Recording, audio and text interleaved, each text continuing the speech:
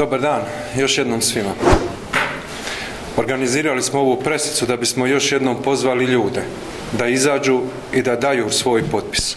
Ovo je prvi put u 2 godine da netko ljude u Hrvatskoj pita za njihovo mišljenje i da traži od njih odluku i stav o svem onome što se događa u državi. Ako želimo demokraciju, ako smo se izborili za demokratsko društvo, onda nam je cilj jačati demokratske procese, a ne ići u jednoumlje i u ono stanje gdje samo jedna osoba odlučuje o svemu, provodi sve i ne polaže apsolutno nikome račun. Takav sustav smo probali ne tako davno i nije bilo baš tako lijepo. A ono što mi je baš drago mi je da je s nama u ovome i Domovinski pokret. Evo, ja ću sad prepustiti riječ gospodinu Penavi.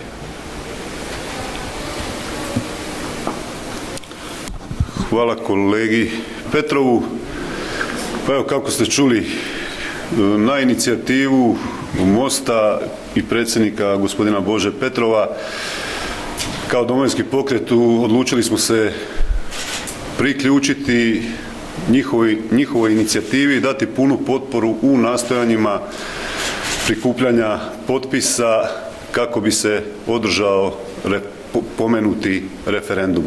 I ovim putem želim zahvaliti svim građanima Republike Hrvatske, od Dubrovnika do Vukovara, od Vukovara preko Zagreba, moje Rijeke do Drage nam Istre, na svakom doprinosu i na svakom potpisu. No rekao bih da ovdje nije samo priča skupiti dovoljan broj, nego vidjet ćete kada se izađe sa brojkama, ovo će biti jasna poruka što hrvatski narod misli o Plenkovićevim politikama i o njegovom stožeru.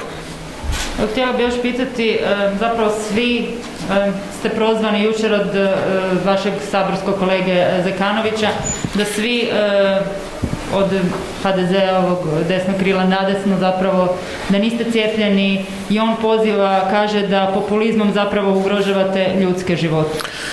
Pa jedini koji su ugrozili ljudske živote i koji od početka upravljaju ovom krizom, to su stožer, Vlada Republike Hrvatske, Andrej Plenković. Dakle, čudan mi je taj istup, ja nemam problem s tim da kolega Zekanović iznese svoj stav oko cijepljenja, ali optužiti oporbu za broj umrlih je skandalozno i nadam se da ovaj njegov poziv nije cijepi se, misli na HDZ, evo, samo se to nadam. Možda samo kratko još, dakle, znate kako je kad u vašoj kući vas poštuju ili ne poštuju, dakle, o njemu su njegovi sve rekli, smijenjen je sa predsjednika kluba, tako da više ne bi to komentirali. Ako imate neka druga pitanja vezano za ovo, tu smo. Čuti gospodina Penova i gospodina Petrova, smatraju li se odgovornima, kako kaže Zekanović, što su ljudi na respiratorima? Ja smatram da trebamo živjeti u demokratskom društvu jer smo se za njega izborili, odnosno ljudi koji su branili domovinu zato su se izborili. I mislim da imaju pravo na svoj izbor. To je broj 1. Broj 2, jedini glavni odgovorni za sve ono što se događa zadnje 2 godine u državi je Andrej Plenković, jer je predsjednik Vlade i jer je zaobišao i volju naroda i Hrvatski sabor i predsjednika države, imenujući jedno parapolitičko tijelo, prebacivajući ovlasti na njega, u konačnici od stručnog tijela napravio čisto političko tijelo, to je i sam rekao pred parlamentarne izbore, čime je iskoristio apsolutno struku i profitirao na ovome svemu. Dakle, sve ono što se događa u državi je samo njegova odgovornost. On je taj koji donosi odluke jer je to tako jasno i rekao. On je rekao da on donosi odluke, da je to njegovo tijelo. To tijelo nikome ne polaže račun. To tijelo nikada u 2 godine nije reklo na temelju kojih parametara donose koje mjere. Pa je li vama normalno živjeti u državi gdje vam 2 godine uvode različite mjere, nebitno koje su, koje god.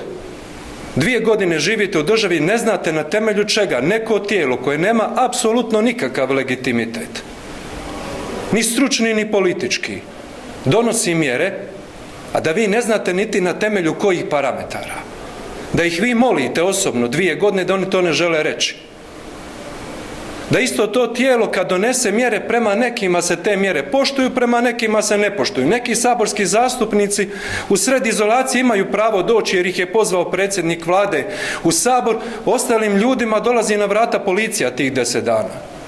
I tako dalje, i tako dalje.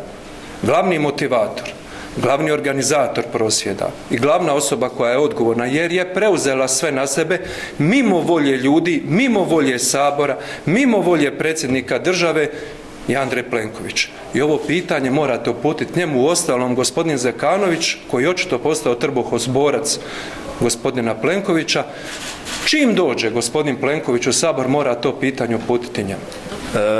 Dakle, želim se na kraju zahvaliti predsjedniku Republike, Zoranu Milanoviću, što je jučer u svojoj izjavi ponovno rekao koliko je ovaj referendum važan i na koncu na takav način poslao jasnu poruku u hrvatskom društvu.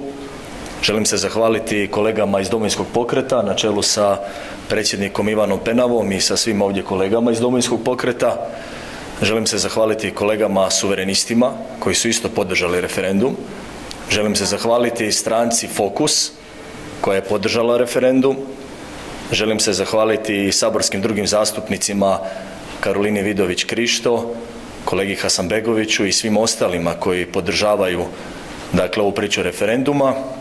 I još jednom pozivam sve hrvatske građane, neovisno o svjetonazoru, neovisno o pogledima, neovisno jesu li cijepljeni ili nisu, na koncu na stotine građana koji su cijepljeni svaki dan nam prilaze na štand i potpisuju, jer su ljudi svjesni da je ovo bitka za temeljna građanska prava i za njihovu slobodu.